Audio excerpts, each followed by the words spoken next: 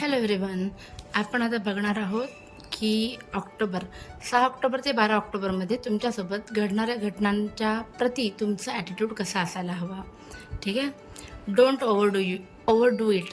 म्हणजे ना, जे काम करते ना त्यात अति करू नका. अति तेथे माती. A year from now it won't matter. जी गोष्ट आत्ता तुम्हाला खूप जास्त हर्ट करते ना, ती नंतर काही वर्षभराने कळेल की ती जी गोष्ट आपण धरून बसलो होतो ती काहीच महत्त्वाची नव्हती. नो. एक प्रश्न तुमच्या मनात कधीपासून सलत होता, त्या प्रश्नाचं उत्तर नो आहे. ठीक आहे. And it is not significant. मगाशी सुद्धा आलं आणि आता पण. याचा अर्थ जे कोणी आत्ता हा व्ह्यू करतायत व्हिडिओ, त्यांनी ना बिनकामाच्या गोष्टी मनाला लागून घेतलेल्या आहेत. ठीक आहे. त्या एवढ्या इम्पॉर्टंट नाही आहेत. मूव्ह ऑन करा.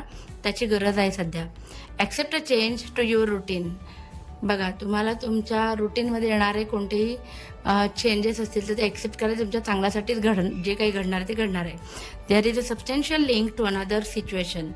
जी तुमच्या दृष्टीनं तुम्ही बघताय तर ती दुसऱ्या बाजूने पण आपल्याला बघायला हवं की ॲक्च्युअल घटना काय आहे ना. तर म्हणजे थोडक्यात फक्त एकच नाण्याची बाजू आपण बघतो, दुसरी आपण पाहिली नाही. Keep it to yourself. काही गोष्टी स्वतःशी ठेवायला शिका आणि focus on your home life.